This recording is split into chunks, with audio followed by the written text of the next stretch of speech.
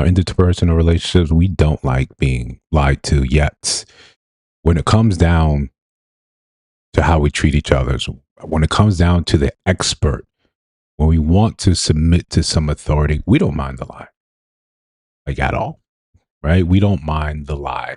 We don't mind. Sometimes we just want to be the little kid. We want to be tucked in at night. We don't want to hear anything bad. We don't want to hear the truth. And a lot of times the truth is bad. You know, the truth is absolutely awful. Shout out to you both, Marissa and Shiraz. You guys are always the first ones in the chat. Appreciate you guys.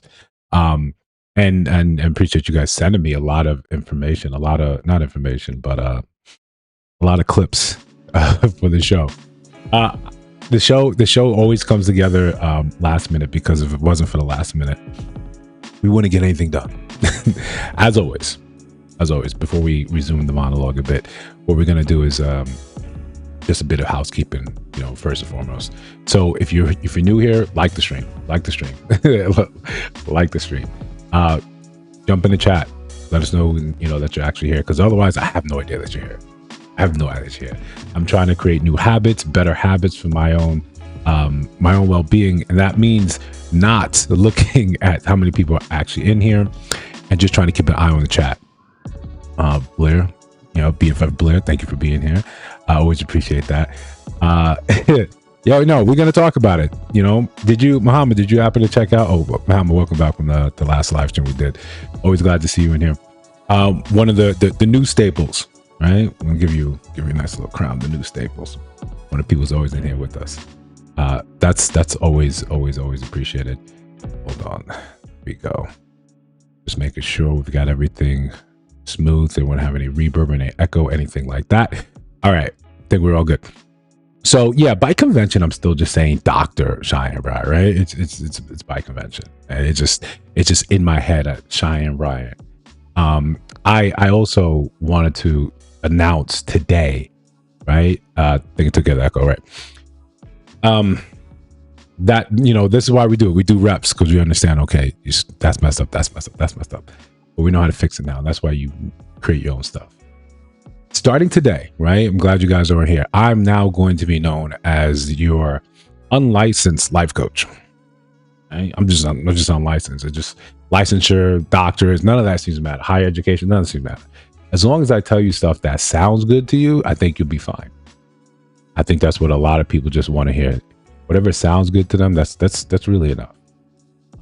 You know, as long as I make you feel good inside, as long as I hit them, I avoid them pain points, I can tell you what you need to hear, because you want to hear it. You want someone out there to tell you it's going to be okay. The last time you had that, and think about it, realistically think about it. Last time someone allowed you not to be an adult. Someone came and said, hey, don't worry about it, I got it. You know, in perpetuity, I got it. That thing you were, you know, crazy about, you going, hey, I don't want to do this, I'm scared to do this, I'm worried about doing this. Boom, don't worry about it, I'll take care of it. Forever. Right? Forever. You can surrender all that authority, and I'll tell you what you need to do to fix your life. That's why we have, you know, life coaches. That's why you take advice from life coaches with people you probably wouldn't switch places with. I find that the people that are the best suited to help you and teach you, they don't do it professionally, right? They're out there living it, and you simply have to go and kind of emulate their life and see, hey, you did this, you did that, this kind of worked, this didn't work. Try it. You might find something that makes sense. If you come to me, and I mentor quite a bit in terms of real estate, in terms of from an alma mater in John Jay School of Criminal Justice, right? But one of the things I tell them is that, one, it's a two-way street. Two, I'm just here to save you time. I don't have all your answers. You're living and you're growing in a whole new world, very different than mine. When you look at the job economy, when you look at what, you know, Gen Z is facing versus what we face as millennials, it's a very different story. It's a very different platform. This is probably going to be one of the first generations that are not going to do better than us. And that's not because millennials set the bar high, right? It's a lot of things, a culmination of sometimes just work ethic. But what you see in these times, you see the rise of the expert, the guru.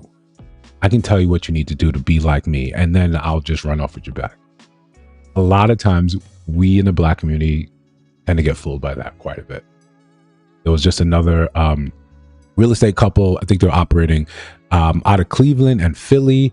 They just I think either got indicted or they got a couple of years. I think no, they got indicted and they had, I think they stole up to maybe $2 million is what they're suspecting. And they both it's a couple, like it's a married couple. We're going to talk a little bit about that tomorrow on Monday. So we just got to find the right time. But $2 million stolen, and they have, you know, they're appointed legal aid. And you sold $2 million and you didn't set anything aside from a defense fund. So the moral story is not for you to scam properly and set money aside, you know, as you need. The moral story is that sometimes we have to be willing to do the work. We have to be willing to not accept the easy answer. Because the easy answer, you have to tell me what I want to hear. And it's the easiest time in the world, in the entire existence, for me to tell you exactly what you want to hear. Because you tell me, right? You put it all on social media. That's all I need to know. So I just go back and I tell you. Once that other blood hit the water, there you go. You know, so it's strange how sometimes you'll have one gender that is able to pick out the scam easily, and the other one is completely fooled and bamboozled. And even as the ship is going down, as you're seeing increasingly odd things, like she's trying to patent the word, I guess, doctor. I don't know what the latest grift is there, but even her publisher, the publisher of the book, is saying, y'all can come get the refunds if you want. Y'all can come get the refunds if you want. Right? We're going to talk more about that in you know, let's talk about the main event. But for now, again, guys, if you're new here, like the stream, consider subscribing to the channel. We got a new little animation, so yeah. So I've been trying to make a little bit of changes, right? Stuff that actually is just, it's under the hood.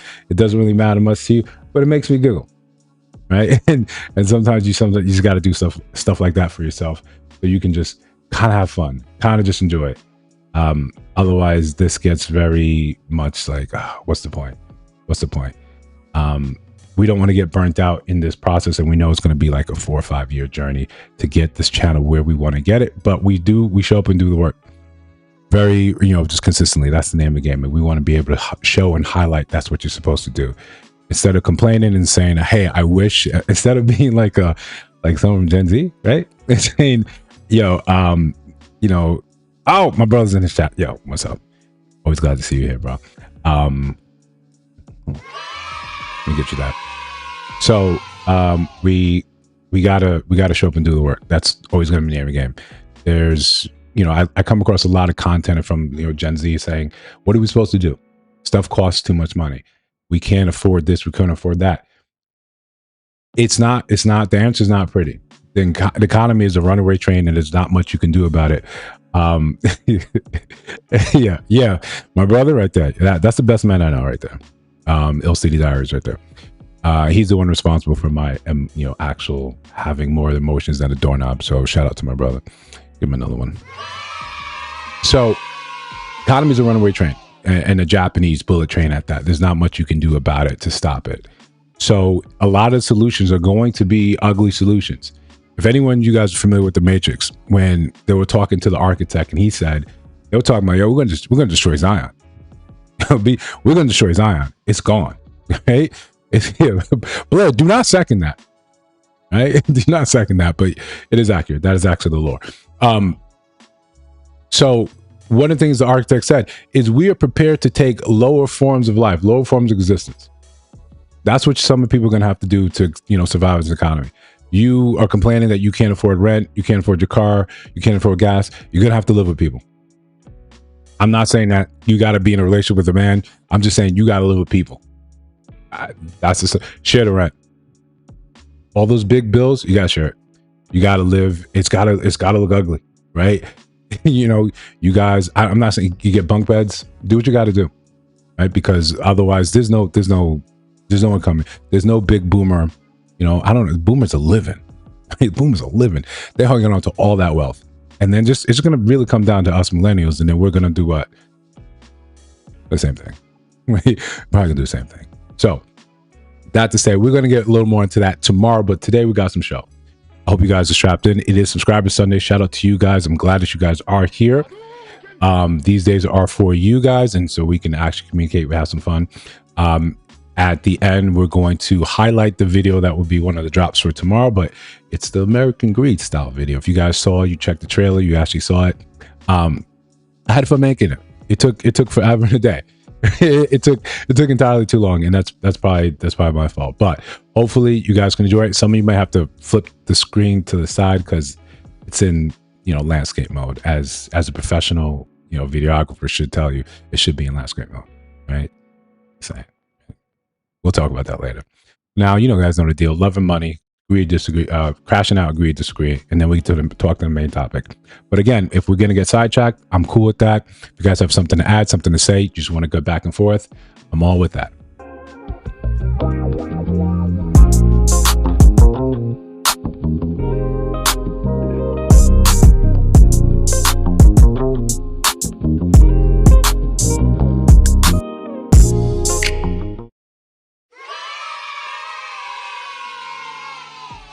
So look, it's a yay for us, right?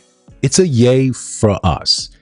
We're doing all right. We're surviving, right? It's Sunday. We're relaxing. Hopefully you guys got a bit of wine, maybe some gourmet popcorn from Double Good. If you're into that sort of thing, I'm into that sort of thing. It's not so good for Larry Wheels, right? And we have to talk about this just because it was a topic of conversation some streams ago, feels like forever ago, but we told Larry, it's no good, right? That's no good. This is an example when sometimes you are not, and this happens all the time. People look at, say, the manosphere. They look at it and they don't see it. They see the connotation. They see how, oh no, it's bad. They see the bad things about it, and there's always bad things about it because you can always pick out bad actors. But there's a lot of genuine information that you should take from it. There's a lot of genuine information you could take from just about any source. You just try to leave the bad there. You try to take it, filter it, like use your own, mental acuity as a sieve and say, no, I don't need this stuff. This stuff is garbage. This stuff is nonsense. This is what I need right here. Okay, is there some information in there that might be telling me the truth about something that could teach me something? Yeah, that might be. Okay, Larry didn't really listen. So we know what Larry did, right? Larry was jacked. If anyone actually watched Invincible, Larry Wheels kind of looks like Thrag. Yeah. Yeah, how to talk about it, right? How to talk about it, bro. Larry Wheels kind of looks like Thrag. He could play like a good live action Thrag. Besides that, he's been, more on, I think, Twitch, streaming with a bunch of people, and he was showcasing, and his girl was saying, we all saw the signs. And that you were bending over backwards for a woman that is showing constant disrespect your way. And not in the overt way, but sometimes, in the overt way. And then we're all looking, not actual live or kick. I think it's all kick. But I'm looking like, damn, you can't see that. And then you have other people around you, men, a quarter your size, a fifth your size, being like, Larry, this ain't it. And imagine how hard that is for you to listen to something that someone is saying. Someone that is genuinely less successful than you, can bench less than you. I have a hard time listening to people that can't bench 135. Why should I listen to you? This is Larry talking now, right? This is Larry talking.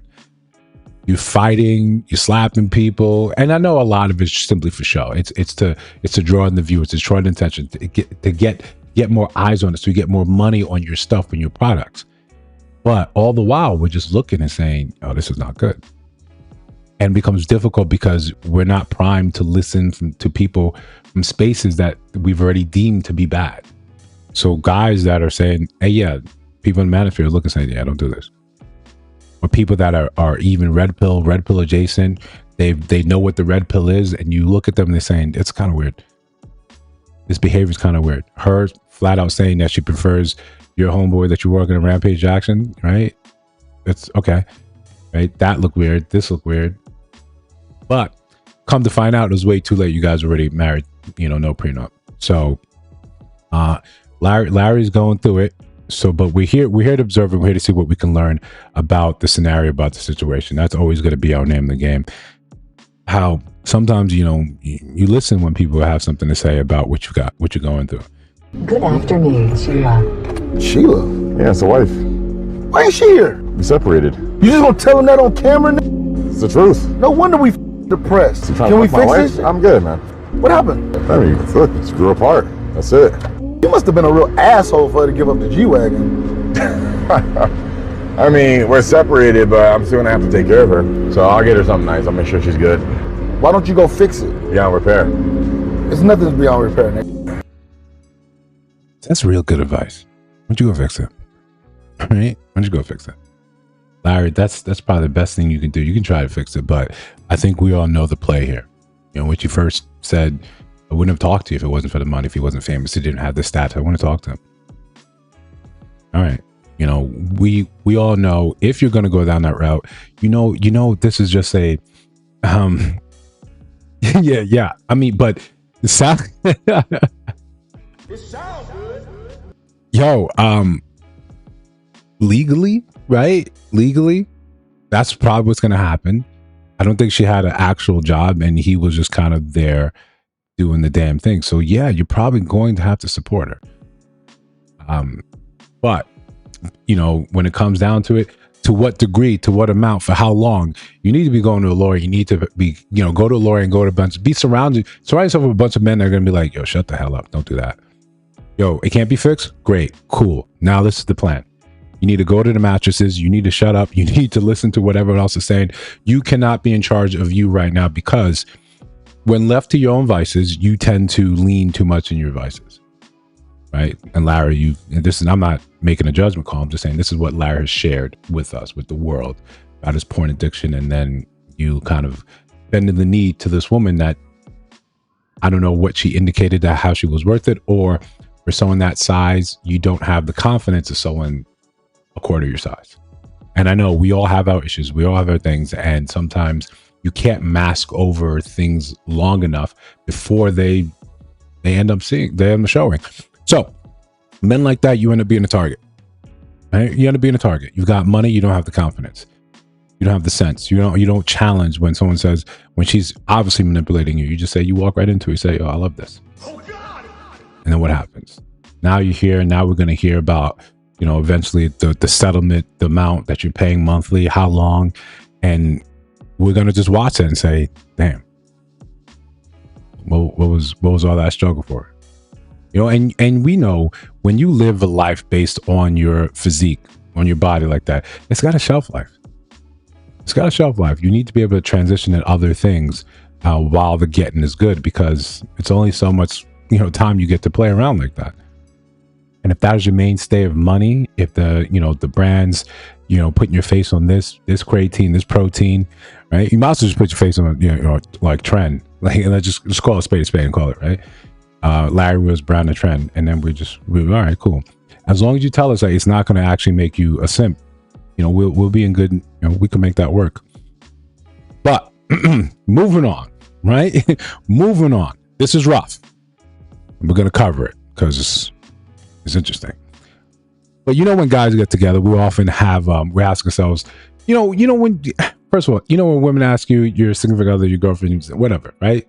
When she asks you, would you love him if he's still a worm? Right? And we look and say, God, that's so stupid. We don't hear that. But it's not as if men, when we get together, we don't have equally dumb things, scenarios we create and ask ourselves. So I found one that I thought was very interesting. And you guys tell me if you would actually come out on top with this one. 100 million is on the line, but you have to go 2 months without your girl complaining, being upset with you, or arguing with you, and she doesn't know that the 100 million is on the line. Ain't no woman in this world like that. Ain't no woman on this earth. I'm cooked. 60 days? With a woman out complaining? They wake up complaining. Damn, you cook, bro. So, gentlemen, I think we can all agree that it's literally quite impossible. Cook. It's not ever happening. A woman being happy 60 straight days. What do you want from me? No, and that's what I'm gonna do so when she complain. No, you beat me on day 51. You'd be like, we just lost 100 million because you can't fucking do that. 2 months. 2 months, you can't. Never. Can't go a day without complaining. Never. God I damn. don't think you'd be weak.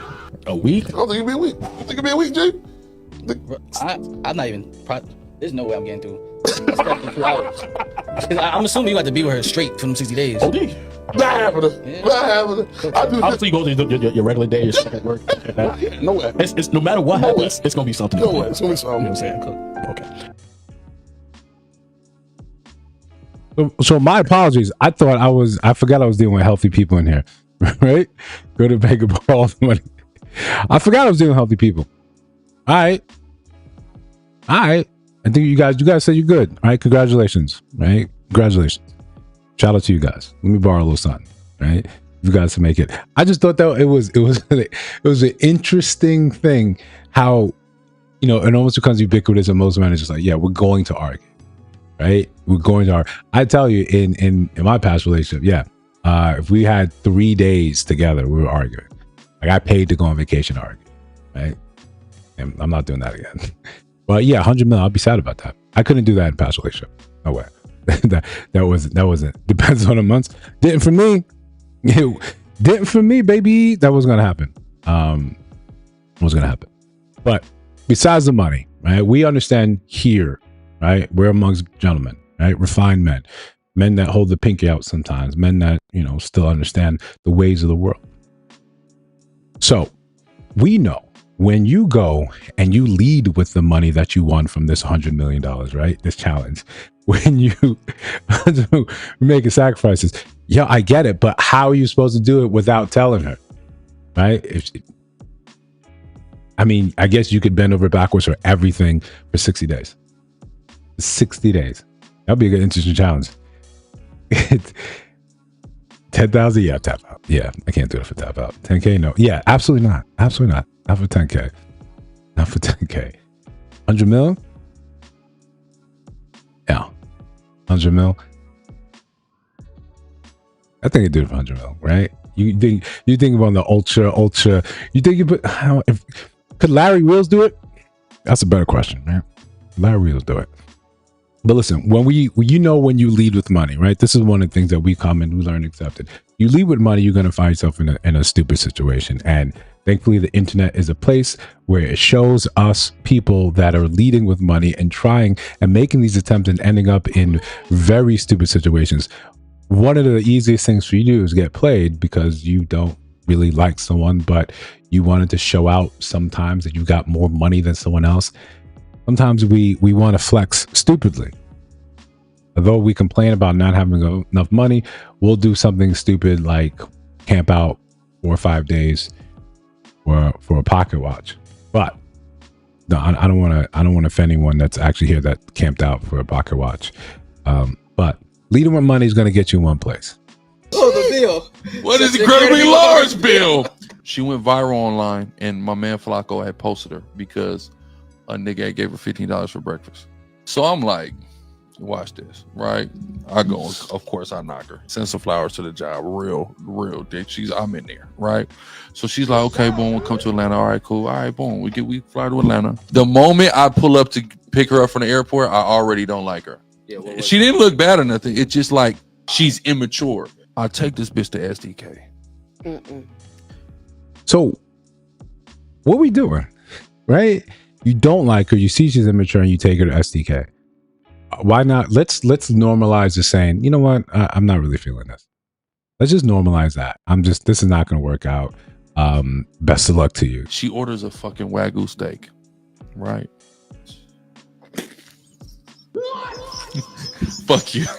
Fuck you. Because she knows where I'm going. Now listen, when I tell you that they brought me out a fucking $800 bill. Wait a fucking minute. Nigga, I was so motherfucking mad because I don't even like you. She was not playing with you. I would have fucked with her for a little bit. I was Bro, like, listen. hey, I'm sorry, baby. Look, I was perpetrating. I really can't fucking pay this. She would have been like, oh, I know you're not finna fucking like, listen, baby. I am so sorry. I I ain't probably gonna would have lie. did the same shit. Listen, I'm not I'd gonna have hold fucked you. with her at least for a Because little at this bit. point, I want to see, do you got it? Whatever you just ordered, are you able to Can pay you it? do it? Boom. I was so mad because it's like, bro, I don't even fuck with you.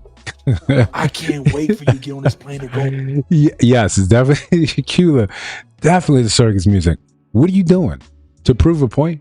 someone that you don't like, you want to spend that. Listen, when you lead with money, when you make that your personality, why are you not getting what you want? At the very least, if you're known to be the guy that spends money, spend money on what you actually want. Someone you actually like, you want to spend time with. But just to be that guy, to flex on someone else on social media, this is a wild take for me. But we're always glad from people that actually start the clown show. We always like that. You know, we love that. I've got no issue with that. You want to spend your money like that, she's gonna have a great story, and then she's gonna demand being taken to STK from there going forward. Also, what are you ordering that's getting to $800? What, between two people, what are you watching that person order to get up to $800, where you're just not, your pride is not saying, oh, I'll just keep running up. Outside of, you say keep running up, and then, you know, I got to run to the bathroom, and then you slip out the back. But what is the point of all that? To what is it supposed to prove? To whom, right? To what's the end? I never really understood that. To prove that you got the money. And people that actually have money, they're not wasteful like that. They understand the vibe of the dollar. You're just giving it to someone you just met. You flew out, picked in Atlanta. Stop it. That's very. I mean, it is very Atlanta behavior. No offense to anyone that loves Atlanta. But we're going to move from Atlanta. We're going to go to Detroit, and because we're talking about love and money, we're going to talk a little about love here. So a while ago, I saw this very interesting thing online on the interwebs, on Al Gore's internet, where someone was talking about his page is called Scam Likely on all socials, I think, and he was giving out game. Right? He was giving out game. He was like, if you're really down bad and you're in a dry spell, you're in a desert. He said, hit the offenders registry, the S offenders registry, the females on it, and go and look up what they're in for, and then hit them up, look them up on Facebook. And he would have like video evidence of him doing this. And I tell you, black people are clever, but sometimes not in the right ways. But at least this one, we're talking about Detroit, and it's a little more humorous. So you just say which one you would pick here. That's all we're curious about. I'm back on the Michigan Offender website looking for love. We're gonna figure out what these ladies did to get locked up, then y'all gonna pick me a winner. Kiana only 98 pounds, so unless crack made a fashionable return, it gotta be meth. Yep, meth possession and powder delivery. So at least she worked for her fix. Who else we got? I need to get an eye exam, cause if Chelsea Asian, then my optics is all fucked up. Whoever typed in her info had to go to school on that compressed bus. You know, the one with the helmets and seatbelts? I'ma say she got caught for identity theft. Nope, assault and battery, unarmed robbery, but she looks like a victim of said crimes. Who else we got? I think at this point, Ariana might have more meth in her body than bone marrow. Started out on the yayo, graduated to the meth. Who else we got? Brittany Marie got caught, but I guarantee she ain't snitch. She stayed tight-lipped on everything the cops asked her. I'ma say she got caught for retail fraud, and she got a few past DUIs. Organized retail fraud, and she like to play with her nose a little bit. Who else we got? I want to say assault, cause Zenobia looked like she'll whoop your ass, but the age throwing me off. So I'ma say DUI. And I should have stuck on my first mind, domestic violence. I want to know who she put hands on. Who else we got? Not bad, Daryl Joe, but you got that prison shirt on. What you do? I'ma say hit and run manslaughter. Nope, meth again. One of you petty motherfuckers in the comments requested I look up Dana. She got a little Willem Dafoe thing going on with her facial structure. Not a plus. She look like she don't fuck around though, so I'ma say she in for murder. I was wrong. 5 controlled substance charges, cocaine, and a little bit of prostitution sprinkled in, just a little bit. Who else we got? I'ma say Marcella beat and bit her victim. Let's see. Medicaid fraud. The fuck? I'm going Medicaid fraud, right? I'm going Medicaid fraud. I think that's the best of the bunch. I could be wrong, right? I think that's the safest. I think it's going to keep most of your money in your pocket, exactly where it should be. You know, these are just options, right? These are options. I wouldn't recommend this. I recommend, you know, just sort of getting a personality and trying to go out there in the big bad world and try to get someone that's not been arrested. But it's you know, it's in the season of love. Let you do what you want to do. Right? Otherwise, you know, the rest of us, we would be just crashing out. I got road rage, been burning rubber so reckless. I'ma crash out. I got road rage, been burning rubber so reckless. I'ma crash out. I got road rage, been burning rubber so reckless. I'ma crash out. I got road rage, been burning rubber so reckless. I'ma crash out. Got 100K on my wrist and my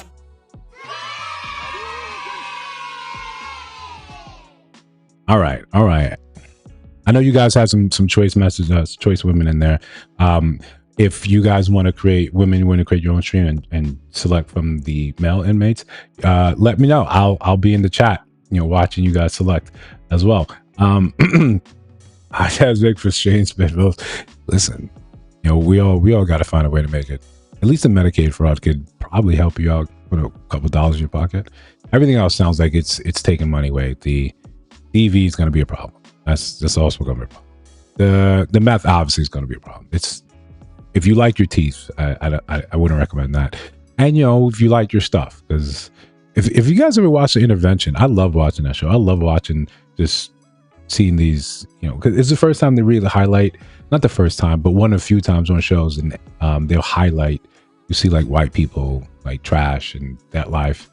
Yet for whatever reason, we never ascribe that to the larger population. We just say it's just what I'm seeing in front of me. It's like, it's a nice balance from watching Cops from all those years ago, or even the first 48. So yeah, y'all kind of struggling too. But yeah, listen, crashing out, and we got some humorous ones, and we got one where I want to have a little bit of discussion with you guys about it, a little bit, teensy bit of discussion, because I think it's prominent in our culture right now. But for right now, also prominent in our culture is baby mamas, baby dads, and this guy highlighted a very unique issue. What happens like when you have two of them and they start kind of syncing up, but not syncing up, but kind of dragging you in a bit of a way? How do you actually handle that? How do you deal with that? Because you know how women can get sometimes. They can really get at you. I don't know what you're supposed to do with some stuff like that. Having a baby mama ain't shit. You ever had two baby mamas and they calling each other kids ugly, but the kids look exactly like you? Bitch, what? I mean, are they wrong, or are they just, it's your fault, right? It's your fault. They may be onto something, but it'd be an interesting dilemma to sit there and sort of try to navigate. On the phone, you listening to it on both ends, right? Whoever's house you end up being at, or whatever exchange, it's like, yeah, you and them ugly kids. Like, damn, Lil Easy Jr. that looks just like me. I'm just feeling just bad. But you know what the strategy is always going to be: just go out and have find another baby mama that would think better of you. That's probably what's going to happen. But listen to the serious one. Sometimes we go on social media and we hope that people actually tell the truth, and it's difficult because everyone's always giving their side of it. So you don't get a real opportunity to see, like, what do you actually mean? What are you actually talking about? What's real? What's not? So we're going to try to intuit a little bit of what's happening here. But again, the comment section, people were in there saying they completely agree with this woman and what she's going through. And it's not something we don't say, we don't hear a lot in the Black community. Fuck these grown ass kids. You right. You sent me a message saying I shouldn't have had kids. You are so fucking right. I should have not had kids, because if I'd known that I was going to be sacrificing me, my happiness, my time, my money, my availability, my strength, my peace, my money, my love, if I'd known that I was going to be sacrificing all of that, you are so fucking right. I should have not had kids, because had I known that I was going to have two daughters that I sacrificed everything for, I was a good fucking mother to them. I was there. I showed up for everything. Love, compassion, everything. And had I known that they was going to grow up and treat me like shit, turn their fucking back on me, you are so fucking right. I should have never had kids. I should have never had kids. We agree upon this. You so right. I agree with you 100%, because I sacrificed too much for them to treat me the fucking way that they do. So you're right. I should have never had motherfucking kids. Never. You're right. Fuck these grown ass kids. So on one hand, you're like, yo, that could be a true sentiment that a lot of people feel. that, especially as the kids get older and they decide, and you see a lot of it now where there's like, yo, I'm creating this distance from, you know, my parents, specifically the mom, where they're like, yeah, no, we're not talking anymore. So the point, or the thing I want to, you know, propose is this a reflection of parenting? Is this because we understand that no action exists in a vacuum?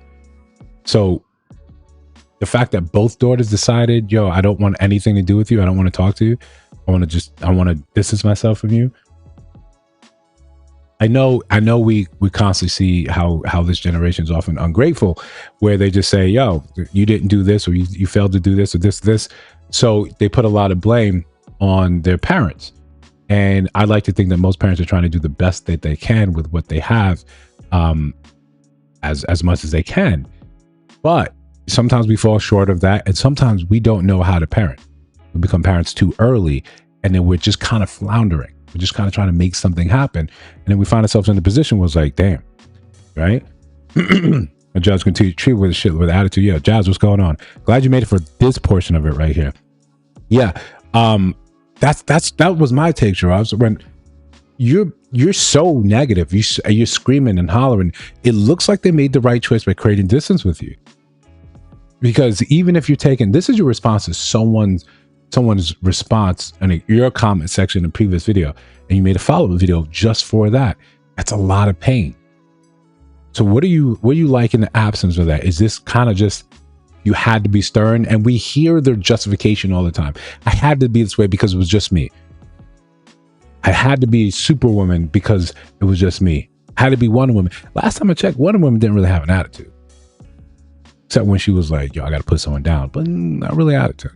Like, we can be stern, we can be strong, and we could be what we need to be without being damaging. And I get it. No one's really taught how to do any of this. Yeah. If we take a wider look, and a lot of times when you're talking to people and they're telling you, and we had this conversation about with Melissa Ford, and when you're looking to elicit change from a group, when you want them to change in some matter, right? You see it in the conversation between men and women. You guys want men to do better in this way, in unspecified ways, right? But you want men to do better. Cool, I agree. But when you sit there and dog men out all the time, why do you think they would? I think the healthiest thing, or the healthiest available option for a lot of people when they're trying to get close to something that is biting and sniping at them, is to just create distance. That's it. And I think a lot of men, at least online, from these relationships that people find themselves in, yeah, I think their default response, I'm just going to create distance. I don't know how to love you. I don't know how to treat you, but I just know that I shouldn't be around you right now. And in that way, you are lashing out in an odd way. When you're lashing out, it's because you want people nearer to you. You want someone to come there and reassure you of all the things. So defensively, you try to play it offensively. You try to hurt people before they have an opportunity to hurt you. And then you just look like this ball of fury. And then you're online complaining about, yeah, I wish I never had these kids. Well, I mean, thankfully, there's nothing you can do about that, right? You can't change that. So we're out. We're gone. Yeah, love the social media, just because the victim's always right, right? The victim is always right. The victim's always innocent. We learned that, or SVU try to teach us, kind of train us out of that, because sometimes they'll switcheroo, right? And this person was actually, she did it. She was the bad guy the entire time, or she was in on it. You're like, yo, but you were the victim. No, she's actually that last minute, and the credits are about to roll, and they turn and smile at the camera, and like, oh shit, she did it. They try to teach us sometimes you got to look out. But when you see a lot of it online where you want to run to be the victim first, because we had a society set up where that was all you needed to be. You had to prove that you were a victim, say you were a victim. You didn't even have to prove it. That's where you had the living chef, right? Living chef saying, yo, he did this. And 5 years ago, we were like, yeah, man, he's a bastard. Right now, we're just looking at him. He's like, yeah, he's the BBL connoisseur. He's BBL hunter. He's got a type. And it doesn't sound like he did those things. And even if he did, the way you conveyed that, it seemed terrible, right? It didn't even sound good. It even sound good. We all just like, I can't get with this. But when you're lashing out and you want to be helped, you want to be held, you want your kids in your life, this is probably the absolute worst way to go about it. And we only have the wherewithal, we can get around our pride only when it seems like there's no other choice. And that's when you're on your deathbed and it's all about over. But it's not like the internet it's not a wide place. They're probably going to see this and say, we absolutely made the right choice, right? We absolutely made the right choice. But this next one, you know, I was putting the video together, together, and Marissa sent me this absolute gold. You know, sometimes you hear the right message and it's absolutely the wrong messenger. Absolutely wrong messenger. To all your ugly ladies, stop wearing makeup. If you ugly, you ugly. Stop trying to wear makeup to impress me. Stop hiding behind them filters and the makeup and everything, and they want to catfish me later on the night. Got me looking confused over here when I go to the damn thing and I wake up next to you and I think it's a fucking man because you're looking like a catfish with that makeup off. What the hell? So listen, man, has he got a point? Has he got a point? If he's not catfishing you, right? If he's not catfishing you,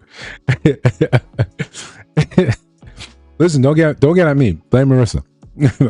blame Marissa for that one. It's just hilarious. It is absolutely hilarious. If I had the time, I'd put together a whole compilation. I hope he has a whole catalog. I'd hit you guys with that, with nothing but that, for the entire show. Entire show. Yeah, stop catfishing. Right? Be who you are. Take the makeup off. And let's be fair, right? We're trying to be known as a fairer channel, right? Fair and balanced news. Actual fair and balanced news. If he did not catfish you, if he didn't catfish you, and you accepted the date with him, does he have a point? Okay, we'll continue. If, for whatever reason, you actually went back to his place with him, you guys did the thing, and when you woke up, and you stayed the night, you felt comfortable enough to stay the night, and when you woke up, you didn't look the same, and he's freaking out. In this scenario in which we framed it, in which one we have to do a lot of leaps, we have to believe a lot of things that we normally would say, that's absolutely false. Does he have a point? Isn't this a situation of right message, wrong messenger? Right? Because I don't think, right, for the life of me, I don't think. Yeah, I can't see it. Right? I can't see it. But you know, listen, if women are saying that men aren't approaching, and this is a guy, he's showing up, he's approaching. I've got this video saved where this woman, she's talking again about setting up the speed dating events, these events, and complain that men don't really show up. I think when the men do show up, they just they're not what you're looking for. So if 3 men like him show up, are we going to call that a win? Or are you going to select from the men that actually show up, or is it still going to be the same selection process we've always had? If it's still going to be the same selection process that we ever had, then men, this is why men don't show up. Well, congratulations, we solved it, right? You don't see it? Yeah. It's because he's not 6 feet, right, Marissa? Right? Altor? Yeah, I get it. It's rough out here. But again, crashing out. So I think that was a generally, like, he's crashing out. We're a little crashing out about the idea that we just put together in our head about what that would look like. But again, right? So we're moving on. Actual crashing out. You guys have to be careful out here who you accept dates from. Outside of sometimes people just straight up catfishing you, because catfishing works. You know, it works both ways. My friend's baby daddy and I have been hooking up for months. I'm the reason they broke up. I met up at his house and we were just getting started when his baby mama pulled up with his kids. I waited in his backyard. She is a slice and dice type of female. She always has a knife on her or a razor blade under her wig. So I hid. I found a loaded gun in his yard. I picked it up and the gun exploded in my hand. and a fragment hit my face. I'm petting a dog. I saw nothing but blood. I'm screaming my ass off, banging on his door while he's in the house, pretending like I didn't just shoot myself in the face. Their kids are telling him somebody's dead back there. He's still trying to keep her from checking. I keep knocking. Finally, he cracks the door open and says, "Get off my property before I call police." My phone, keys, and purse were inside his house. His neighbor helped me. I have stitches in my forehead and my right eye moves slowly, but I cover that with makeup and long bangs. He apologized and explained that his baby mama stabbed him before and he was trying to save us from that. We've hooked up since then, but I feel like he will always choose her over me. Yeah. Incorrigible. Right? Incorrigible. That's the word of the day. You know, that's gotta be the word of the day. We can't help that. If that's what you're into, that's what you're into. There's nothing we can do about it. Right? Congratulations. You're stuck on stupid. you lost motion in one of your eyes. Maybe the sex is really good. But you know you're all gonna die eventually. If she's the stabbing type, she's stabbed him. You all going to die. There's sometimes when you gracefully bow to a situation, your heart could bleed, but better it doing it metaphorically than actual in reality. You know, her being exposed, that's why they accepted her, knowing that she was a fake. Hey, listen, we're going to talk about that later, but we can get into that right now. So one of the ideas or the problem is that when we look at this, people just want to be told they want the package. They want it all together so it looks good, it sounds good, and a lot of times it's simply in line with what people think already. When she's going there, and we'll highlight this later, you're not dropping any type of medical knowledge, any medical terms, right? But you're impressing people with it because you're not having conversations with people that are sometimes intellectually equally yoked. You're talking to Cam Newton, you're talking circles around him. You're talking to Nick Cannon, you're talking circles around him. You're making comments about people that you have no real ability to say these things to because you haven't actually evaluated them.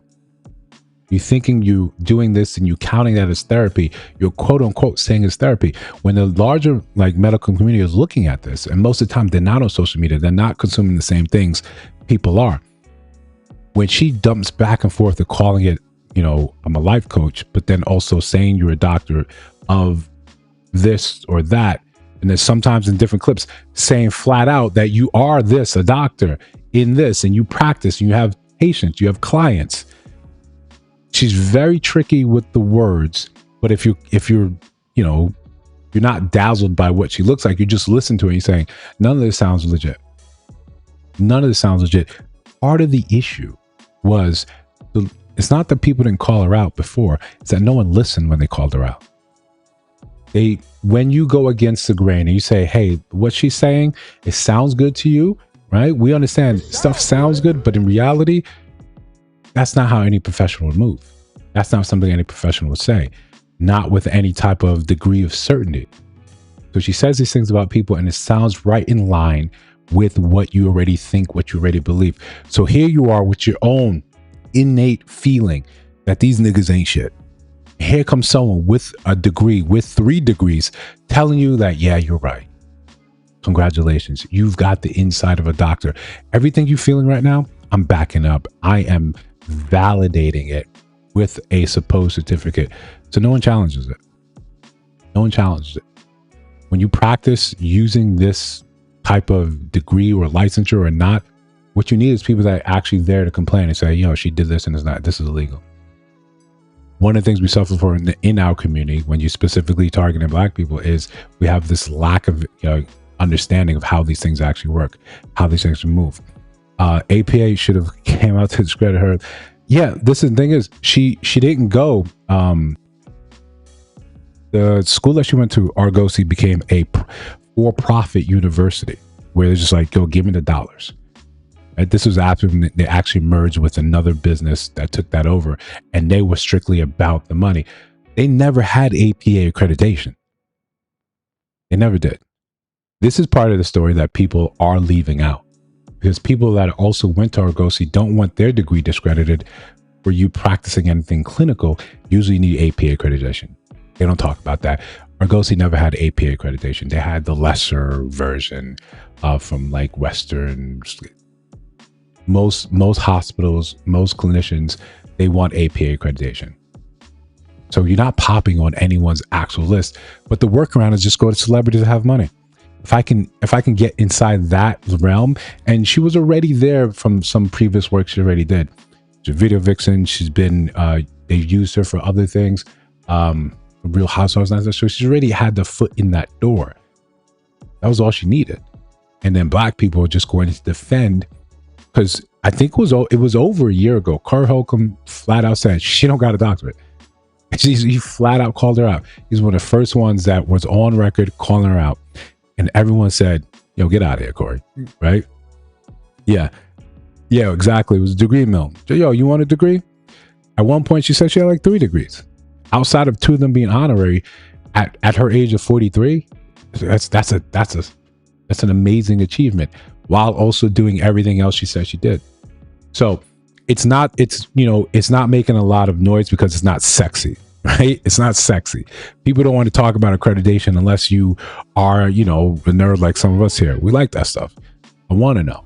I wanted to go that same route, but I saw the schools that were available at the time I was trying to study, that I could get access to online, didn't have the APA accreditation. It was a full stop for me. So, no, you can't do that. That's it. I can't go to brick and mortar. I don't have the time. I don't have the wherewithal. I got to work. I got to no. So got to put that on hold. I'd rather do it that way than later on come and say, yo, I'm a doctor in psychology. I can't take patients though. Right? APA would be on my neck. Right? Yeah, exactly. Yo, you got it all online. Maybe it was even you. Maybe it was you. University of Phoenix, like, you want a degree? So yeah, I do. All right, no problem. We could work something out. But this is what you have to face when you're not really paying attention. You just want the degree because now it gives you the authority in the space. But people that don't even have degrees, people with a bit of modicum of sense, they can look and say, that doesn't make any sense. When what you're known for is low vibrational, that's not in DSM. I wasn't in DSM 3, 4, or 5. Low vibrational. Mercer told me that's a yoga term, right? That's a yoga term. You got crystals about low vibrational. But you spew that out, and people that, because you were interviewing or you're around people that academically you ran circles around. So you just had to say it in a certain way, and people were already primed to believe it. You got pretty privileged on your side. You're shaped well, exactly what the community likes. So they're like, yo, absolutely, whatever you say. You became an authority in the space based on no work done. No real work done. And we have such a society set up where you just say, yeah, man, by 19, I had these amount of jobs. By 25, I had this. We believe it. We eat it up. But we shouldn't all feel so bad, right? We shouldn't all feel bad. For those of you that watch American Greed, people get fooled all the time. They're ready to give out their entire life saving, right? But we're moving on. We'll get to that. We're almost there, right? But we got a whole video prepared for that. Right now, we're moving on. Agree or disagree?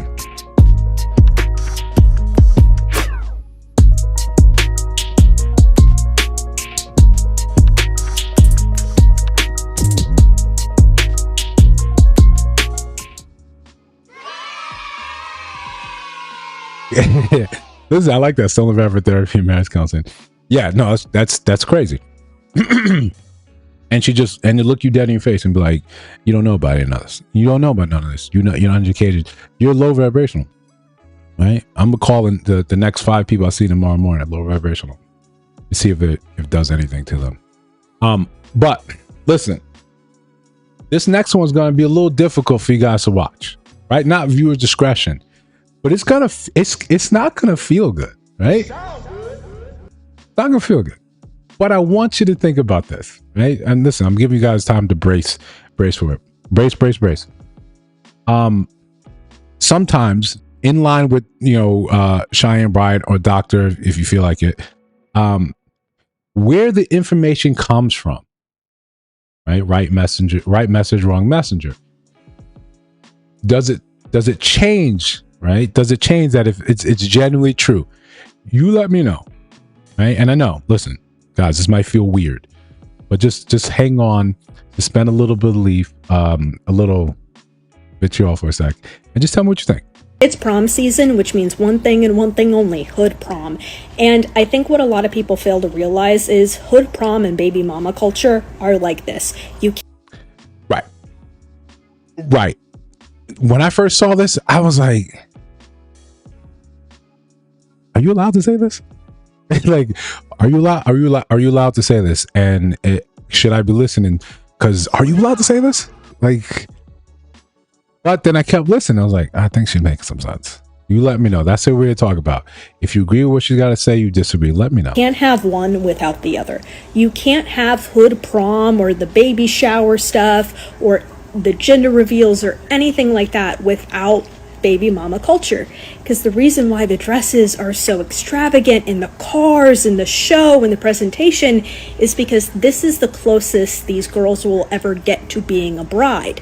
In the Black community, I'm sorry to say it, actually no I'm not, because it's the truth, especially in lower income households, there's not as much of an emphasis on family anymore. These kids aren't getting married. They're going to be baby mamas and baby daddies, so they're never going to have a wedding. These girls are never going to walk down the aisle. Some of them probably will, but the majority of them will never be a wife. They will never be a bride, so they'll never have a wedding. That's why the dresses remind you of big, beautiful wedding dresses.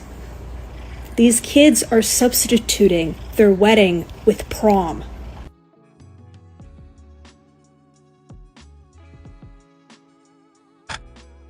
Right. No, yeah, you're right. Yeah, the concern in her voice, right?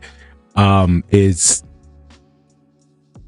now, do I think that it's the kids substituting? No, I think it's the kids going along with what's become sort of convention. Yeah, so much concern. You know what they say, right? You're never alone. When you're Black, you're never alone.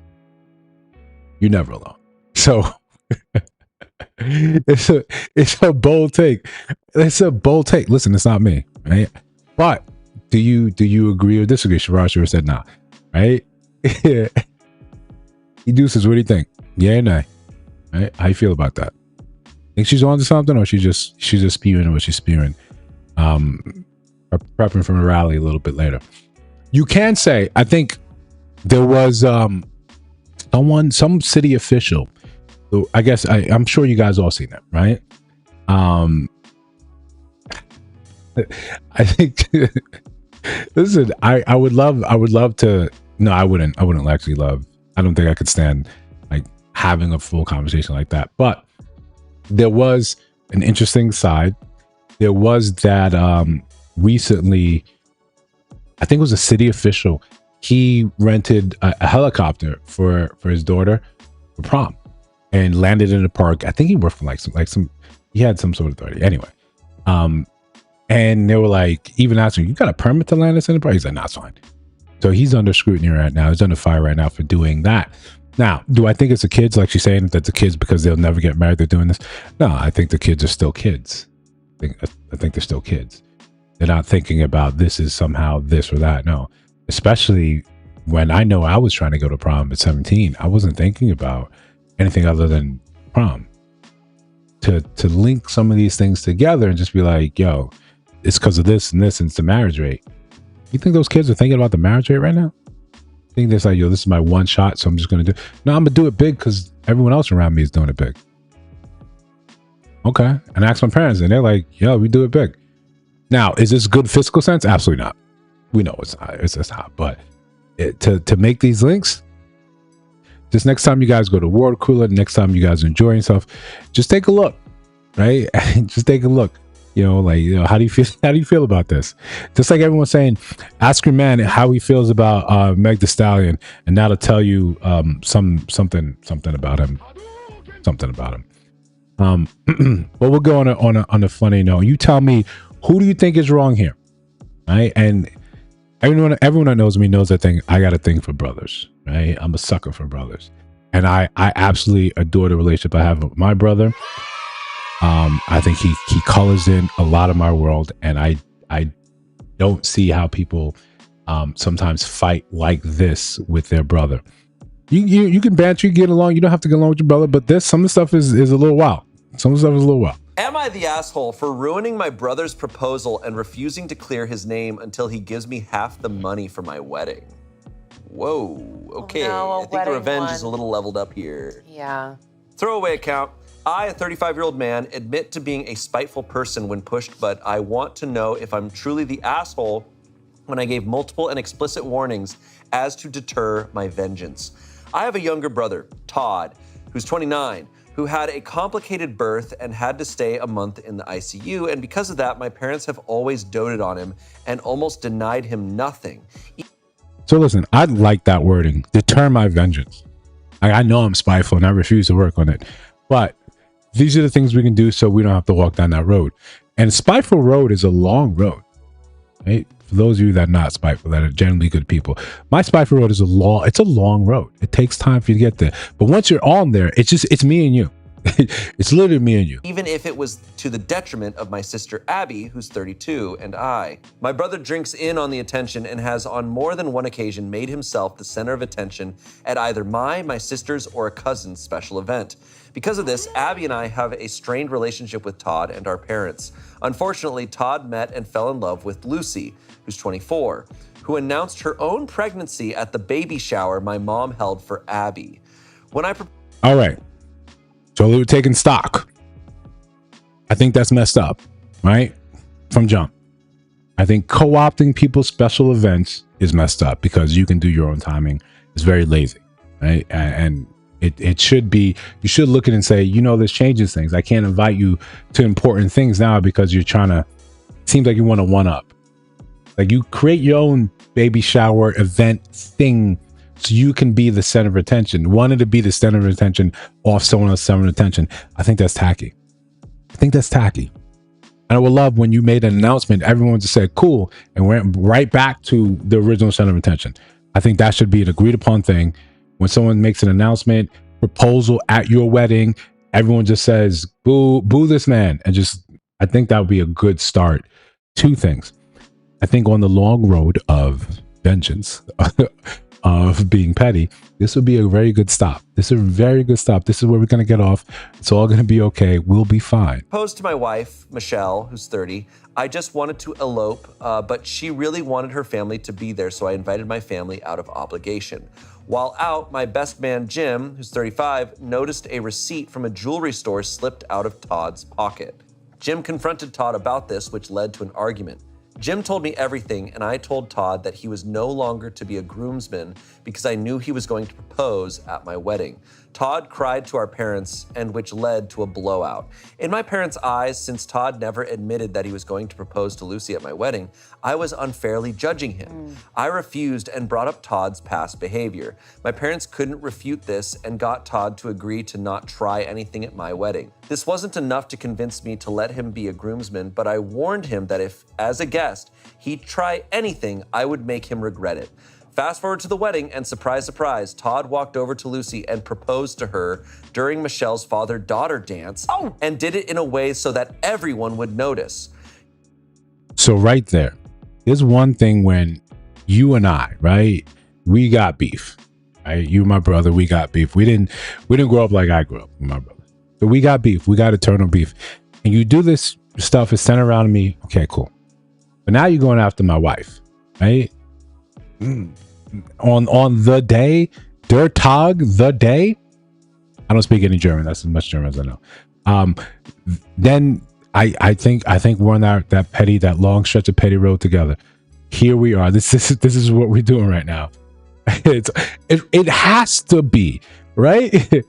That's all. Thank you. I think we're all agreeing, right? We're all agree it's on site. But how now with the, all right, let's make sure we're on the same road. We're on the same page. We're all on the petty road together, right? Right? Let me know. Give me a 1 in the chat. You're on the petty road. 2 of you still trying to salvage this, right? Let me get that much from you guys in the chat, and then we're gonna continue. And then we can see if anyone wants to get off the road after this or not. All right? Let me know. All right. 1, we're on a petty road, right? All right, we're good. We're on it. We're on it. This is where we're at. We're all on the same page here. Okay. Cue my revenge. Jim and I had hired a woman to pretend to be Todd's side piece who cornered Todd and Lucy and claimed that she was pregnant with his baby. Whoa, they had it in the chamber. Whoa! They had an actor on set. They had an Ocean's 11 sting ready. Whoa! Todd denied this, but when she called his phone, I gave her his number and messed with Todd's phone to incriminate him. It didn't look good. Lucy threw the ring back at Todd and left in tears. Oh! When Todd saw the smile on my face, he knew that it was me, and I didn't respond to a single call text from him or my parents until after the honeymoon. Lucy has thrown Todd's stuff out and has been denying access to their kid. Todd is furious and is demanding that I clear his name. I sent him a text saying that I had no idea what he was talking about, as well as a screenshot of a bill for the wedding, and gave a vague message demanding reimbursement for half of the wedding costs. Michelle knew the whole time what I was planning and gave me the green light after Todd ruined her moment with her dad. So I felt pretty good, but now even Abby thinks I went too far. Am I the asshole? For clarity, Abby is a sister, Michelle is OP's wife, and Lucy is Todd, the brother's girlfriend. Edit because that just confused me more. No, I got it. Edit because I keep seeing this and or people were asking questions. I warned Todd multiple times that if he proposed at my wedding, I would make him regret it. During the father-daughter dance, there was a spotlight on Michelle and her dad with a camera on them that was recording live on a large screen for everyone to see. Todd pulled Lucy out and knelt down right in the eye line of the camera, and that's how everyone saw. In specific situations, I can see an argument of Lucy being innocent, but she's not innocent overall. As stated previously, Lucy announced her own pregnancy at Abby's baby shower, so she likes to steal the attention too. Okay. Now I can respect that. I respect the hell out of that, right? And you guys are gonna be together forever. You both support the petty when appropriate.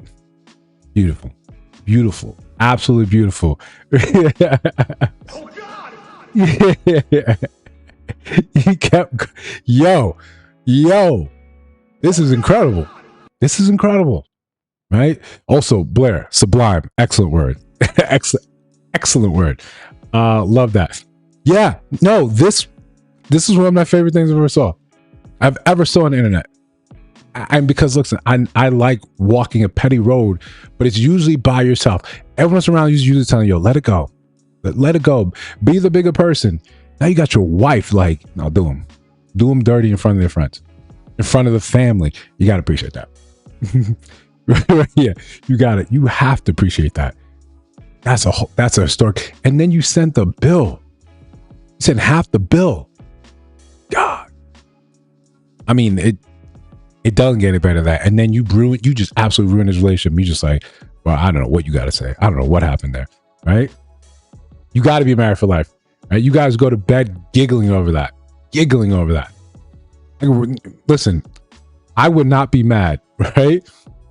I would not be mad if you guys had a fake first wedding reception, right? And you guys just did another one where he and his Lucy were gone. And you're just like, all right, now we can do the real deal. You guys can get that dance proper, that proper dance, right? That's a level. Oh, that's excellent planning. That's excellent planning. But to think like you ruined your brother's life. I kind of like it, but I want to be on record here. I would never do it to my brother, right? I would never do that to Blair, guys. I would never go. You guys know I'm very petty, right? But I keep a very tight lid on it, right? Very tight lid on it. And I only unleash it once it's all the checks, like a nuke. You guys are looking at each other. The code's been put in and it takes two to open it. You guys look at each other, turn the key at the same time. Like it takes all that. But then when it's unleashed, it's like a gremlin after you fed after 12 o'clock. And this is just what we're at, right? Yeah. Yeah, you never, absolutely never. Absolutely never. No, absolutely never. I can't envision a world where this is our life. That's just not how yeah, no. Take the L. Yeah, if his brother even gives him money. What I would do is just, this is a good chance for you to grow up as the little brother. This is a good chance to grow up. Say, yeah, you got me. You're right. Right? You're right.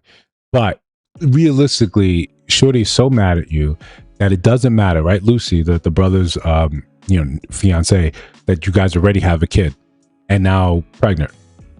She'll never forgive you. She'll never not think this was not some sort of ploy, some sort of game, some sort of thing. She'll never believe your life with that. Your entire life has been, all you had to do was listen to your brother. I found in my life is usually better when I listen to my brother. That's it. Hey, you shouldn't really be doing that. You're probably right. Okay, you got it. That's it. Not like, and I'm still gonna do it. Nah, you're right, right? And Blair, I'm talking about you and my brother. You guys said you probably shouldn't do that. Cool. Cuts right past the ego. You guys are probably right. I'm good on it. But yeah, I think this is hilarious. I had trouble thinking this was like a good crashing out. I thought this was an excellent crashing out. But yeah, we got to find a proper place. So I think we're all on the same page. We're all on that petty road together. Nice to know we're amongst like-minded, individuals. But we're moving on to the main event.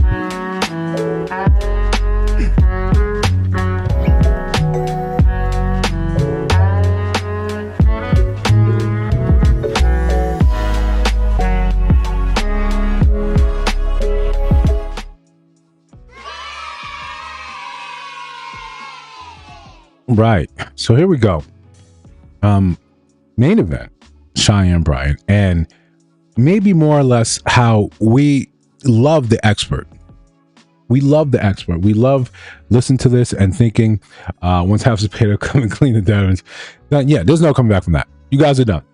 You guys are done. This family is broken apart.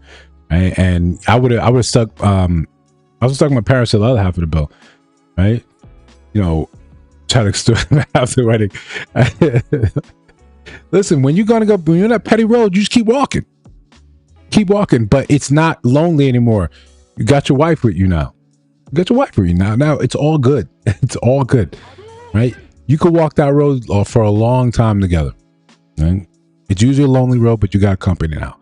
But listen, Cheyenne Bryant, or Dr. Cheyenne Bryant, if you're nasty, when you purport yourself to be the expert, and the expert only seems to be calling out and telling people that they're not good at this or that, not even using clinical terms. Also understanding that you're flaunting, like you said earlier, that you're flaunting a lot of this in the face of actual experts, the people that do turn and say, whoa, what is this? Then you murky the water by saying, oh, no, I'm a coach on these days, but other times when I get on these platforms, I want you to treat me with the reverence of an actual doctor, actual clinician. Not someone that has their doctorate and just is kind of insightful. There was a whole thing about her not getting a license so she can have more flexibility to practice in the way she wants. Where anyone, and I think this roused up a lot of the medical community, a lot of the people in the space to say, wait a damn second. That's not how any of this works. That's really not how any of this works at all.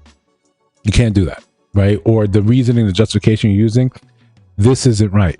So part of the issue, and we hinted at, we talked about a little bit before, you're having these conversations with people that you are smarter than. And it's not just, we're talking in an academic sense. We're not talking about an actual worldly sense. Because, you went on a Joe Budden podcast and a lot of them started calling you out. That's just some me from, dudes from New York looking at you say, what are you talking about? We see the game. Right? We're very used to game in New York. So game recognized game. So we see that. I'm calling out. You go into this spew. You'll see, if you guys are still actually end up seeing the end of her content, you see how often she does not answer the question. You see how often she'll dance around something else and then try to divert it to go somewhere else. It's not a hard thing to see. It's not a hard thing for you to observe. You look and say, oh, I say this. It's not even clever anymore. It's nothing, right? Well, we got to put together a little video. And because I worked so hard on it, I made sure you guys have to watch it.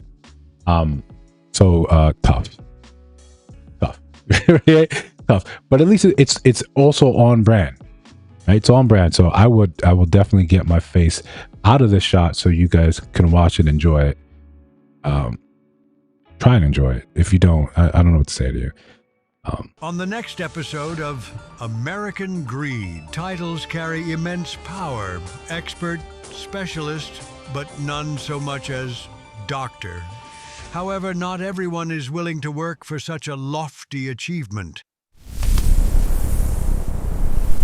Because every time I ask you about emotion, you deflect. No. Identify them, Nini. Identify them. So-called Dr. Cheyenne Bryant dazzled social media almost overnight. Let's go back. Let's start where it began. Yeah. You're a native Los Angeles. I am. As a kid, what were you like as a child? What was Cheyenne like? Yes, as a child? what was Cheyenne like as a child? I was always feisty and strong. Always an overthinker. With sharp delivery, emotional insight, and clips designed to spread across the algorithm. Including healing.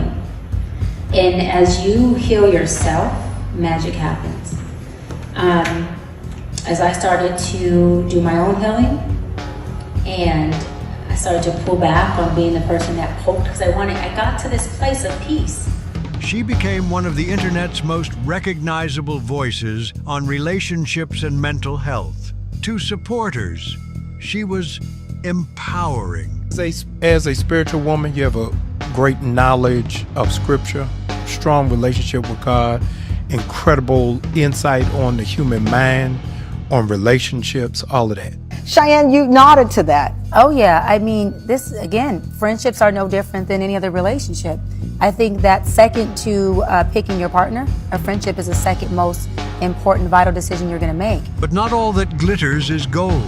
Controversial comedian and podcast host Corey Holcomb immediately raised the red flag.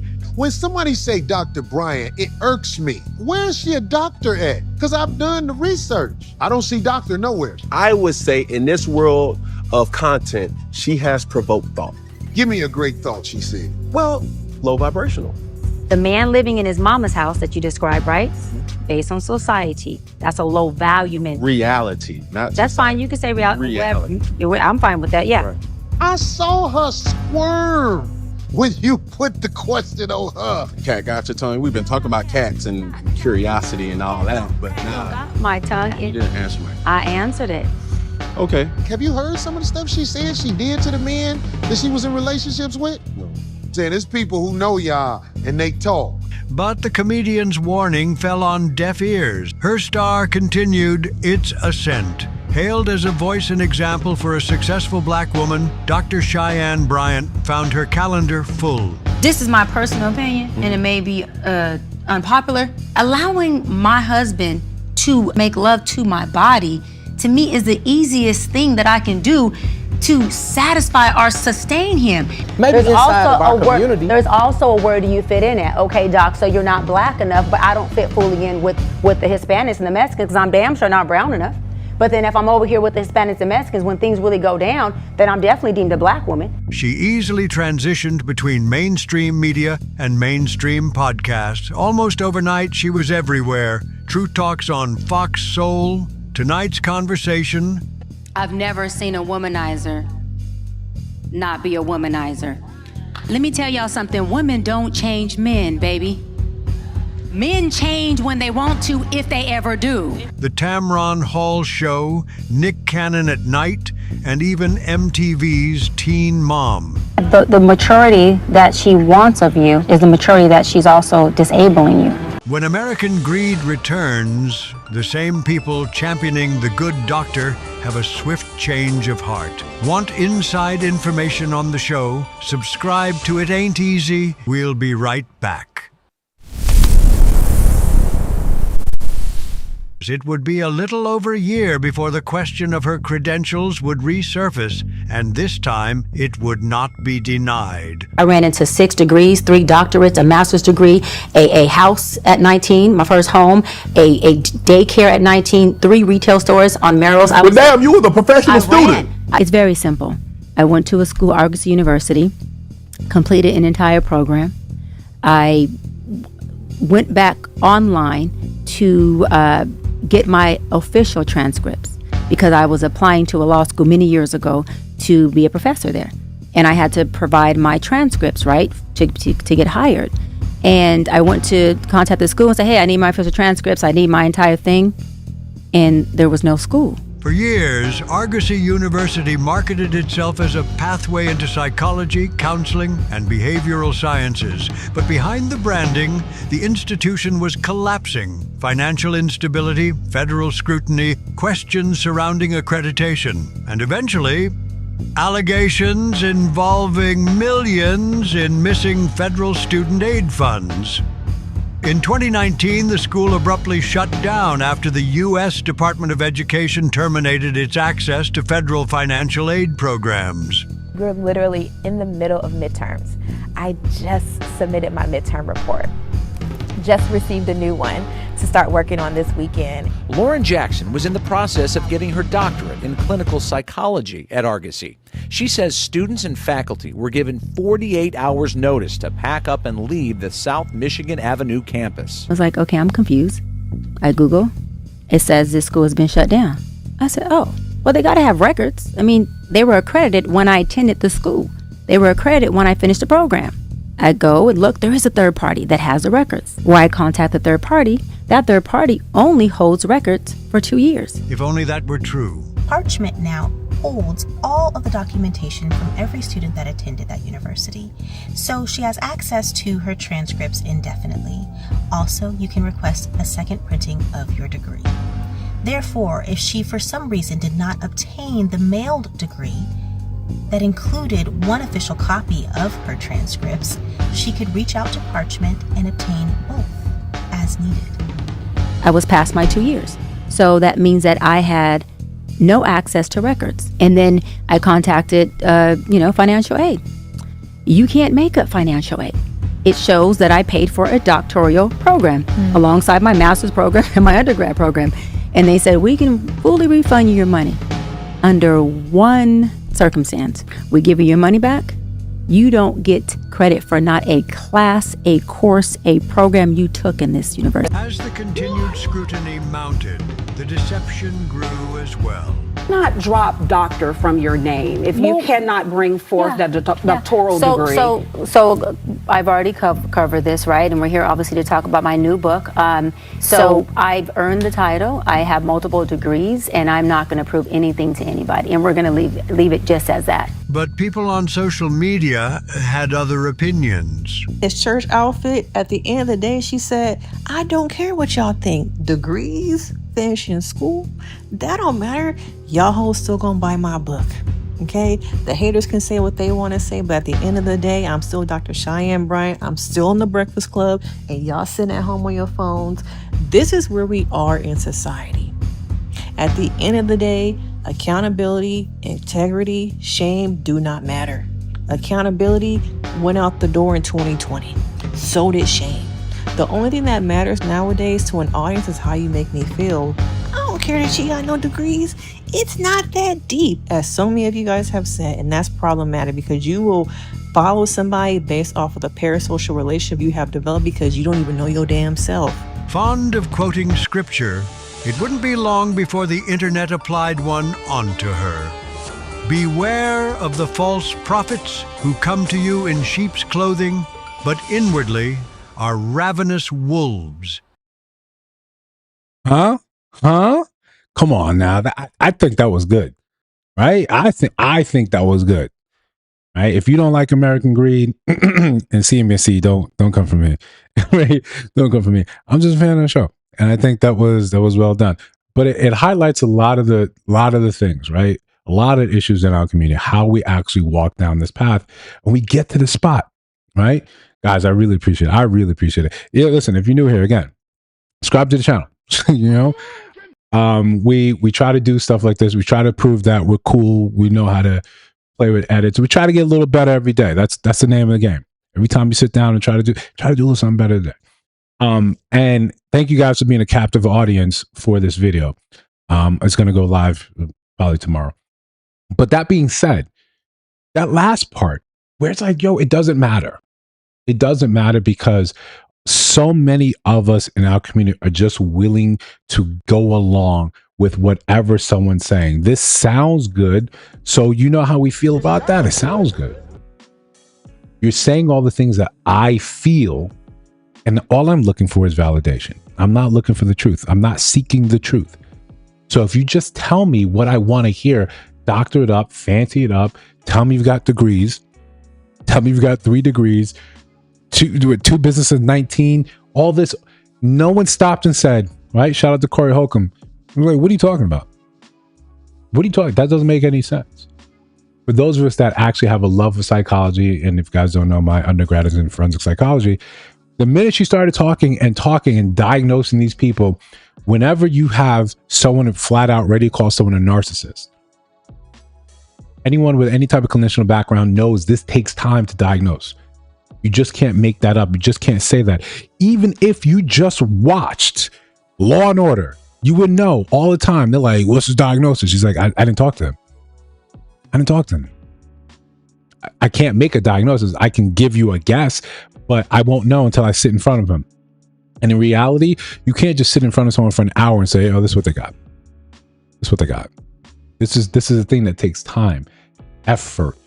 Real, actual, clinical work isn't always sexy. It's not in a tight dress. It's not poised. It's not with the hair flowing. You're not out there trying to seduce someone that you're actually working with. You're not doing any of that. You're trying to be as unobtrusive as possible to help this person. When you come into these sessions, right, and quote unquote, I'm saying she used these things as sessions when she talked to, say, like E. Simone, Cam Newton, Nick Cannon. When she talked to these people, she said those were like her sessions. Who televises their session? Who monetizes their session? And you had one session, then okay, you had one session with someone and you had so many conclusions to say about that. You came into these sessions, quote unquote, again, with an idea, with a feeling, with an intention that this person's already bad. Why? Well, because that's convention. You already know to agree with that because this is what everyone else is sort of feeling. You don't like that Cam Newton exists. You don't like his situation. You don't like how he has this many women around him, essentially how he refuses. He's not going to get married. And sometimes he'll give you a real answer. I never saw a good example of it. But you already came in knowing this is how you're supposed to come out of this. Your job is to talk circles around and make him feel bad or make him look bad. And therefore you'll look like you won the day. What type of therapist is looking to win? But once you start mixing the finance and the celebrity in these things, you're always going to find yourself in a place where you're not being genuine. You're looking to advance your position, and that becomes the most important thing to you. And it's not just throwing it out there, speculation. We're throwing it out there because this is the moves that she's made. When now someone's coming and saying, hey, something looks funny about your accreditation. Something looks funny about your school. Something looks funny about some of the stories you've been telling us. That you had all these degrees, that 3 degrees, this many businesses. You did all these things at the ripe, tender age of 19, then 25. And people are just going back and doing the math and saying, that's very difficult to do. And still exist and still be a person. This is not to say anything about her actual personal life, but when you shoot for that limelight, eventually it's going to be, someone has a right to go back and look and say, hey.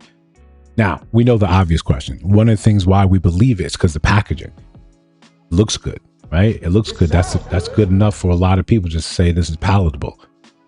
I'm willing to listen because you look and you're shaped a certain way. If that's your type, then it doesn't really matter what she has to say after that. Then you're going to listen. When you see other clinicians, and we highlighted one when we did a previous live stream about Cheyenne Bryant, and she was making some excellent points, but she's just not packaged the right way. So what she has to say, her degrees, her credibility, all that versus someone that looks the part, she'll never get that type of recognition. You can do a lot more work. You can help a lot more people. You can be much more genuine, but you're not selling out. You're not having a book out there that people are going to look and say, yo, you need to grab this. You need to pick this up. This is so insightful. It's just as insightful as, the guy next door. He said, yeah, man, I've been through some stuff. You should look out for stuff like this. Beasley could write a book like that. And you'd be like, yeah, this is pretty insightful. He's just as qualified. Now, we understand that you don't necessarily have to be qualified to help people. You just have to be in the right context is saying, I'm just a guy trying to help you. Here's my experience. It doesn't invalidate your advice that you're giving people. But when you wear the mantle, or at least you dance around the mantle of saying, I'm a doctorate, I have a doctorate, or I'm a doctor, and then you want to slip in, I'm a life coach. Well, do you think we're leaning on you being a life coach, or are you leaning on people being a doctor? If there's some real confusion, you drop the doctor part. Hey, I'm a life coach. Now you have the added difficulty of people want to say, okay, as a life coach, why am I listening to you? What have you done with your life that is allowing you to coach? I get to now ask you that. I get to now say, okay, because you don't have this body of experience, you don't have this body of literature, this body of academia backing you up, that confers you this title, that says you have done the requisite number of hours, you've passed enough of a test, you are deemed someone that is safe and authority to actually discuss these things and help me through what I'm going through. You don't have any of that. You're just a life coach and you say, yeah, I got a knack for it, right? My chakras are aligned. Okay, if that's what it is, then fine. But you can't get into some of those circles with you just being a life coach. You know it's not enough, so you have to prop it up. You have to pretend like it's more. And then we look and we fall for it. Not all of us. Some of us looked and said, this is horseshit. But now you're facing the tidal wave of people that just, because it feels good. This is why we always end up being pandered to. It's like we're almost all waiting. Like we're due one big cult, right? You know, like if there's like a buildup of this cultish energy where people start believing anything that sounds good, you're being pandered to on a weekly basis by tonight's conversation, or Derek Jackson is still pandering to you, still amassing more followers. We need one good cult to siphon off a lot of this foolish energy. So you're like, okay, now we're back to normal. We're back to understanding this is not what it is. But in truth, the harder life gets, the more we want an easy way out, the more we want an easy solution that someone says, this is why your life sucks. I know it. Here's a solution. We're looking and craving that. So this is what people like Cheyenne Bryant get to play on. I get to tell you what feels good. And I even go and I switch over to the mainstream side, and it's the same thing. A lot of times we give people credence for things that they don't deserve. We think because you occupy this space, somehow you're better, somehow you're smarter, somehow you just knew the right people, or you were in the right circles, and this is why I see your face on TV. Okay. Whenever you talk to a lot of these people in the real deal life, like, yo, you're not leagues and above smarter than me. You're good in this specific area, this specific station, you're excellent in. You're not really smarter than just about everyone. And so especially if we understand how the actual IQ on the standard deviation, how we understand that. So what we're doing is submitting to authority. That's it. You submit to authority every time you see someone in a space, in the area where you say, oh, it's difficult to do that. You think that somehow it's merit that got them there. Sometimes it's just hard work. Sometimes it's a pretty face. Sometimes it's like, yo, I was just here. I occupy the space. I refused to leave. I kept showing up. And over time, people are like, okay. It's the human condition. We want to be led. And even when we can't acknowledge it, we fall in. When the face of actual truth, of actual facts comes to these people's minds, and what do they say? Oh no, it does. No. I've seen posts where people are saying, just now that, people are questioning her doctorate, they're going to go back and say what she was saying to Nick Cannon and all these other men, that somehow that becomes invalidated, even though what she was saying was true. How's it true? She's talking about it as a therapist. It's based on what? It's the same thing as if you got up there and you gave Nick Cannon a piece of your mind because you didn't like the way he was living his life. That's it. You think these people win these debates when the whole thing is just winning your attention. And until we be able to take a step back and say, yo, what? And it's not as if you're not allowed to have your opinion about things. I have my opinion about things. Created this platform here so I can express my opinion about things, and we can talk about my opinion about things with your opinion about things. But I never profess to know more than you. I never try to say that because I have a fake degree, that this is why you should listen to me.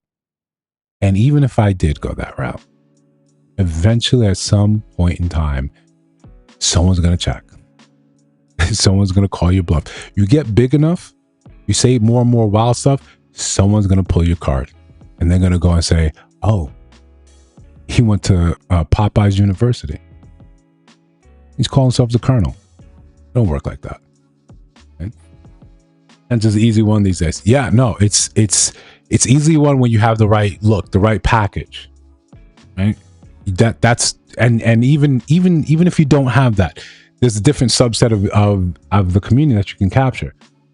Like, I don't tend to listen to women that have tattoos on their chest, like right across their chest. I'm probably not gonna listen to what you can say. Now you're gonna tell me about like, yo, I'm low vibrational. I'm not listening to what you guys say. I can't. Right? You call it. It's me. It's my own pride, my own ego. I'm not listening to you. Tattoo on your chest, right? Like right across. I'm not listening to what you got to say. But there's a group of people that are going to listen to that. Absolutely going to eat that up. They've got no issue with that. They have no problem with that. That's their walk in life. You can get those people to listen, to fall in. Some of us, when you start playing that doctor educator game, you forget very quickly. You forget very, very quickly just how educated a lot of black people are. They turn around saying, what are you talking about? You know, this is like, yo, real talk. What are you talking about? People know about it. People know about the school. People know about the school closing. People also know that once the accreditation of even that bull BS accreditation school had, once it's gone, it's gone. Can't trade on that anymore.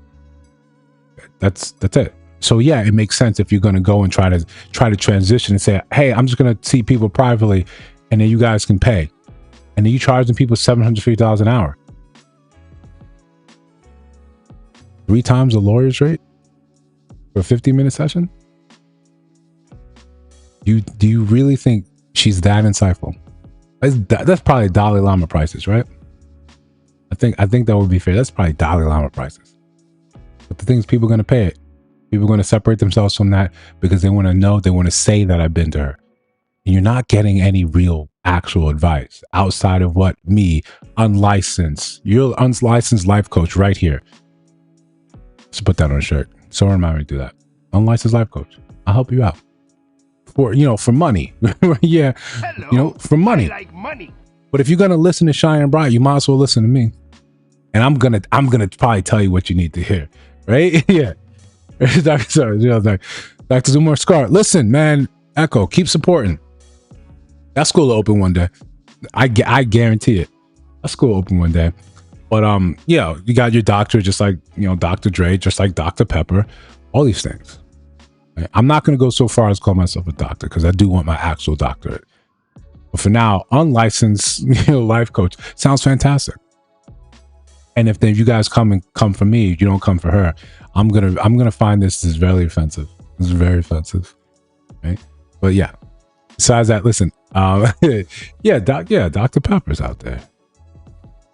You mean that can is more educated than the rest of us? I would assume so. I went to Argosy as well. But we shouldn't be fooled by stuff like this. It's obvious. With the internet being what the internet is, all we need to do, Dr. Umar has been our last hope. He's trying to get you guys in line, right? Dr. Frank, I think he was actually a doctor. We can give him that, right? Yeah, Dr. Frank, we can give him that. But this is all it takes for us to take a little bit of thought, a little bit of forethought, and say, if someone, and you can go back and look at the library of videos we have on the channel. We're rarely telling you what to do outside of running from certain people. Try not to think about stuff like this, but I'm always trying to encourage you to think. Because even if you think and you come up with different conclusions than I have, I want to hear it. Because I believe your life experience is just as important as mine, even though I'm probably right, because I am unlicensed life coach. But this is how you sharpen your argument. This is how you sharpen yourself. When someone comes in your life and already has the answers and is just telling and assigning it to you, yeah, you know what's happening. You know what the deal is. Oh yeah, definitely subscribe. Thank you for that reminder. Yeah, you're definitely in for your next cult meeting. For those of you new here, already checking out the channel, subscribe. It's the best thing you're doing it for my own mental health. And so I don't drive myself crazy thinking I'm putting out this heat and all you guys are just checking out Dr. Cheyenne Bryant and subscribe. So I have 4 million followers on Instagram. 4 million. Are we okay? There you go. I don't want to put it past that. Maybe she bought some, but there's another aspect that I'd like to talk about before we leave, and it's about losing with grace. It's about bowing out when the song is about over. Right? The last dance. We got 30 seconds. It's the last dance. It's time for you to bow out and say, "All right, man, you got me." If you leave with grace, that's where you want to be. Rather than out here trying to fight and tell people that you're not going to justify your degree. You're not going to talk about a dissertation. You're just not. You said it already. And where did you say it for people to say anything? People, especially women, are saying, I know everything about my dissertation, how rigorous that was, how awful it was. I know the topic, I know the idea, I know the title, I know where to go and get it. I know my doctorates, right? I know what my degrees are. And someone's saying, every black person, they got the degrees, somewhere at their mama house or it's hung up on some wall. That's probably true. I know what my degrees are. They're not hung up on a wall. Okay? But yes, we all know where our stuff is. And this grift works when you're the most educated in the room, but the room is vast. The room is vast. And this is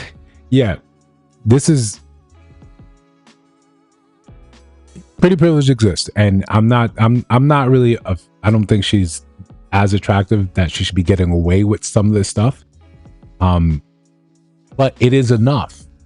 It is enough because now you're shaped a certain way, you look a certain way, and then you're saying what people want to hear. But rather than someone saying, okay, that doesn't make any goddamn sense. Pretty as you are, that don't make any goddamn sense. we can separate the two. I said, ma'am, can you sit over there in that corner until you're ready to make some sense? But sit in the corner so I can look at you because you are pretty. I'm into that. Just not into what you're saying. Coming on here talking about I'm low vibrational. What does that mean? This is one of the things that I really liked about some of Kevin Samuels' broadcasts. And again, I'm a fan of telling you, eat the meat, spit out the bones. When someone would say something, right, they would just gloss over something. He'll say, what does that mean? I think that's an innocent question, but it's meaningful. A lot of times we rely on each other to fill in the blanks of what we mean, what we're trying to say, and then we think it's golden. So when I have friends that were, trying to find a therapist, and they're like, I need to find a black therapist, right? So, this person knows what I'm going through. I said, depends on what your issue is. If your issue is actually communicating, you probably shouldn't see a black therapist because you're trying to rely on someone getting you. But if your issue is communicating, you should probably start by communicating with someone that doesn't know or someone that won't inadvertently fill in the blanks, or you won't rely on them to fill in your blanks. You tell them what it is in your own words, as concise or as flower as it needs to be, but you work from there, ready to explain your position. Well, it's because of racism. Yeah, man, I get you. No, I don't. What do you mean? What do you mean? If you want to go like Drewski, what do you mean by that? I suggest just, what do you mean? What are you saying? Tell me, explain it to me in a way that makes sense to me, because this is how you communicate. When we make the assumption, you start filling in the blanks. That's when it's easy to lie to you. That's when it's easy to come out here and call you low vibrational. You never got a definition for that, but you kind of know what it means, right? You kind of know what it means. You had a doctorate in theology, religious studies, dissertation. You see, okay, you know exactly what you did. You know exactly what you did. You didn't tell us. Well, I mean, technically this time it would be true. Like your dissertation is between you and God. I'm saying, okay, technically that's true, but you can use that. She can't use that. You don't want to tell us. Then you start quoting scripture. Another call to authority where people can't flat out and say, yo, you're wrong. Oh, but the Bible said, I'm not talking about the Bible. I'm talking about you. This grift, it's embedded in a lot of the black community and black culture. It's embedded in there. You know how to go and pull the strings accordingly. And that's all you need to do. And then people will support because it feels like they're supporting one of their own. Then when it's time to defend you, they feel like they're defending one of their own. The problem is you spat in the face of people that were actually in academia. People that went through the rigors and said, no, I have this degree.